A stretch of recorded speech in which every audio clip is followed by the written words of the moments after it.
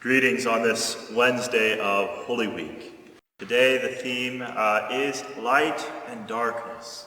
Those are powerful symbols in many literary figures and many things that we would encounter, not just in the Christian faith, but in other faiths. There's something perennial about these images of light and darkness that are also an important part of our Holy Week, part of our Easter Triduum.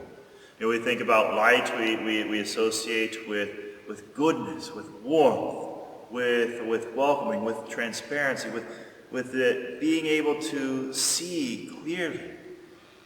And then with darkness, we associate that with coldness or hiding or cover, or trying to hide and fear. And that's with us. And amidst it all, we hear Christ is our light. Or the light of Christ with that Paschal candle.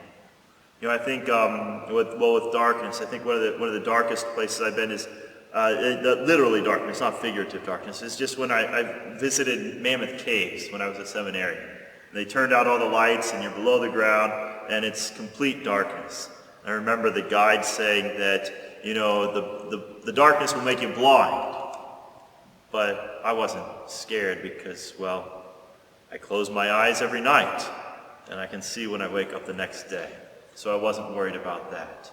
But with darkness, there is often that element of uncertainty. And Christ wants to conquer that with the Paschal candle that we light at the Easter Vigil, that we sing those hymns. And so certainly in Holy Week, in this time, that central imagery of light is Christ. And here's the thing with light and darkness. If you think about it, darkness is nothing. Darkness is a no thing. Darkness is the absence of light. Light is that wholeness. And darkness is the absence of light. And that helps us a lot when we think about God, when we think about, goodness and sin. God is all good, all loving. God is who is.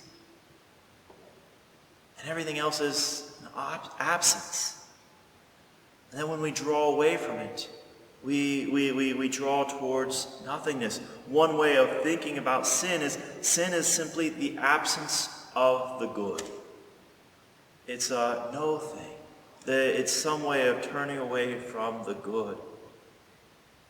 We have this celebration of Easter, when Christ is risen from the dead, to turn our eyes, our minds, and yes, our hearts to the light that is Christ, and to once more see clearly.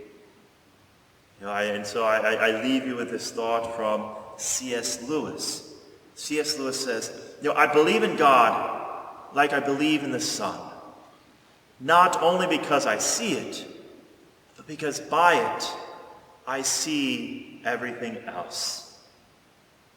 And it's in this seeing Christ that we see the authentic good. We see the fullness of what we can become with his grace when we live that divine life that he gives us, when we unite ourselves to Christ Jesus. And in knowing Christ, we know that absence that we call sin.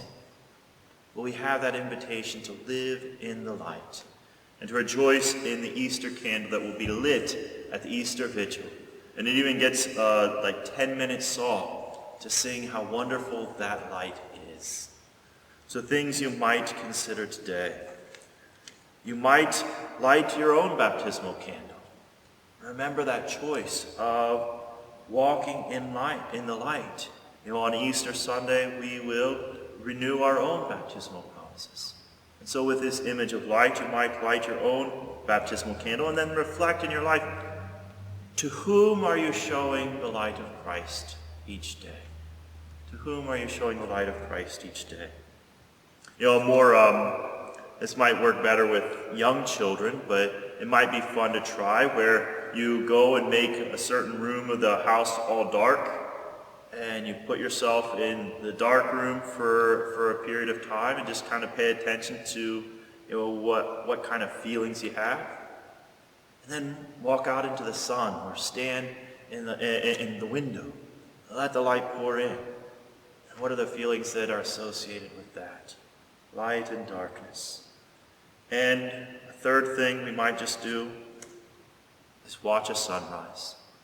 To watch a sunrise. Because Christ, our true light, has entered into the world.